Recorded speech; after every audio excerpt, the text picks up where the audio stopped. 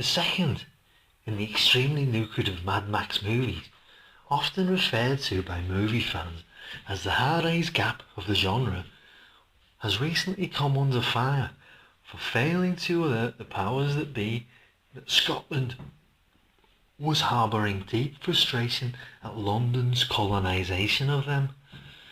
Over the course of this video, we shall explore the themes and blatant attempts of Warner Home Video, bankrolled by a well-known Edinburgh oil refinery in the last-minute jackknife negotiations, as to who the big players were.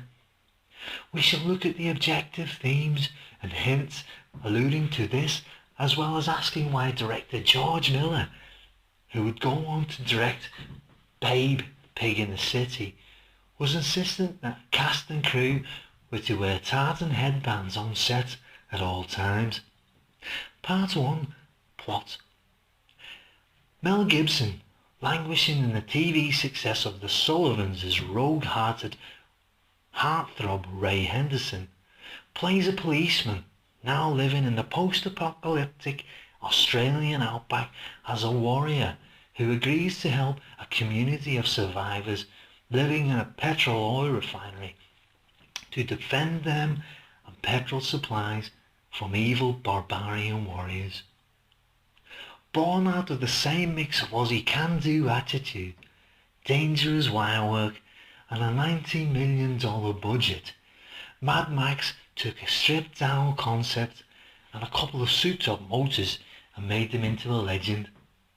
The sequel amps up the action and feels a little like a Celtic do-over, as is practically the law for sequels to mega low-budget originals, whilst trying its hardest not to be shite. In this sequel, Max himself was the only cast member to wear real leather. The rest had to make do with polystyrene and rope. Was this a none too subtle jibe at Londoners' swinging 60s lofty styles? It would certainly seem so. The shots of the post-apocalyptic world are frightening and barren, giving a glimpse into what could be once Scotland had jettisoned from Wales and London. Panoramic shots of the wasteland are featured, and even water poltergeist Nessie is alluded to in certain scenes. Of course, this movie's true merits will always be its action, but where other films fail with shite camera work and boring characters and plot lines, Mad Max 2 succeeds. Part 2. Gyrocopter. Perhaps one of Max 2's most cryptic scenes is where the gyrocopter flies off carrying two people.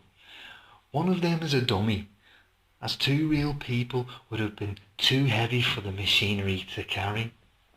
This scene indirectly suggests that, like George Lucas with Harrison Ford vehicle Star Wars The Best Hope, screenwriter Phil Menzies was inspired by Joseph Campbell's book The Hero with a Thousand Faces. Another hidden clue as to which way the United Kingdom split is hinted at is the on-set presence of Beatles aficionado Paul McCartney.